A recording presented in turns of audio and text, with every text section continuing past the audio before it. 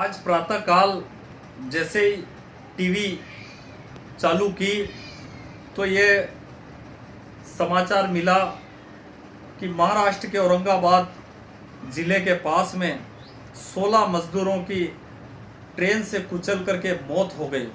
थोड़ा आगे देखा तो पता चला कि वो मध्य प्रदेश के उमरिया ज़िले के थे।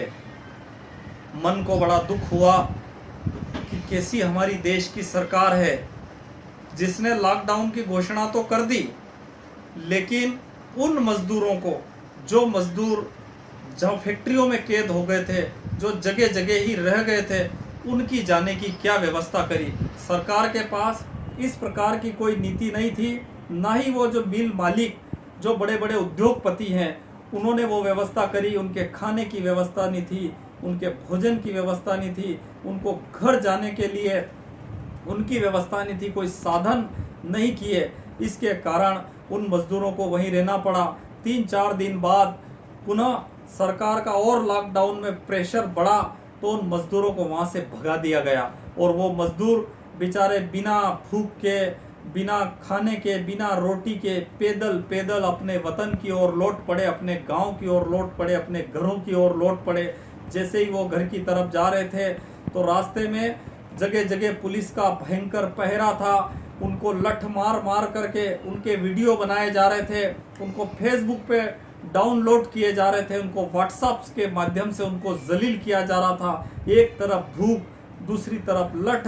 ऐसे में वो मजदूर लगातार पटरियों की तरफ, खेतों की तरफ, पगडंडियों की तरफ वो मजदूर निकल पड़े और उसका दुष्परिणाम ये हुआ कि आज 16 मजदूर रास्ते में उन्होंने, ट्रेन ने कुचल दिया और उन्होंने दम तोड़ दिया। ऐसे में मुझे लगता है कि भारत सरकार और जो नरेंद्र मोदी जी, जो अपने आप को चाय वाला प्रधानमंत्री कहते हैं, हमेशा गरीबों की वकालत करने की बात करते हैं, वही प्रधानमंत्री ने उन मजदूरों की व्यवस्था नहीं करी। लेकिन उसके विपरीत हम देखें तो इसी लॉकडाउन में ही उन धन्ना सेठों की और उन करोड़पतियों की और उन उद्योगपतियों की 68,000 करोड़ रुपये उनके माफ कर दिए।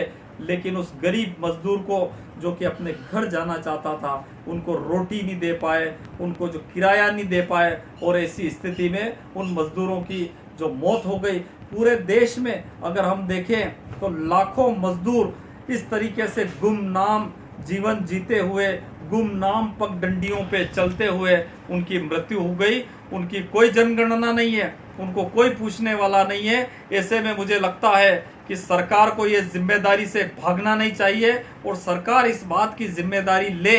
इस देश का प्रधानमंत्री नरेंद्र मोदी, जिनकी गलतियों के कारण आज कोरोना जैसी भयंकर महामारी हमारे देश में पैदा हुई, वो जिम्मेदारी ले और वो जिम्मेदारी लेकर के उन मजदूरों के खाते में, उनके परिजनों के खाते में 50-50 लाख का मुआवजा डाले और तत्काल बाकी जो मजदूर बचे हुए, वो मजदूर अगर अपने अपने गांव जाना चाहते हैं तो उनकी जवाबदारी, ये सरकार की जवाबदारी है। और इस देश की सरकार लोकतांत्रिक व्यवस्था की सरकार है, इस देश में लोकतंत्र है, न कि राजतंत्र है। लेकिन यहाँ का जो प्रधानमंत्री है, यहाँ का जो गृह मंत्री है, शाह और तानाशाह, दोनों ने मिलकर के इस देश के मजदूरों की, गरीबों की जिंदगी का जो सौदा कर दिया है। मैं यही कहना चाहता हूं कि इस देश का गरीब आदमी की जिंदगी इतनी सस्ती नहीं है, इस देश के गरीब आदमी की जान इतनी सस्ती नहीं है। जिस हिसाब से वो कार्य कर रहे हैं वो कतई ठीक नहीं है। और तत्काल उन मजदूरों के खातों में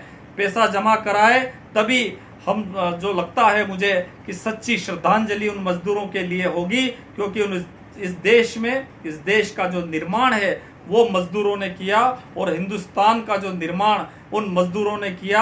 आज जो हम लाल किले पर खड़े होकर के भाषण देते हैं और बड़ी बड़ी डींगे प्रधानमंत्री हाँकता है, तो उसके पीछे जो हाथ है वो उन गरीब मजदूर, किसान और आम आदमी का है, जिन्होंने रात दिन मेहनत करके इस देश को खड़ा किया। मेरी सभी से यही प्रार्थना है कि हम सब लोग मिलकर के उन मजदूरों की श्रद्धांजलि के साथ साथ ये मांग भी भारत सरकार से करें कि इस कोरोना बीमारी के समय, इस संकट के समय जिन जिन की मौतें हुए, उन लोगों को जो है सरकार राशि दे और उनको तत्काल मुआवजा राशि दे। धन्यवाद। जय हिंद, जय भारत।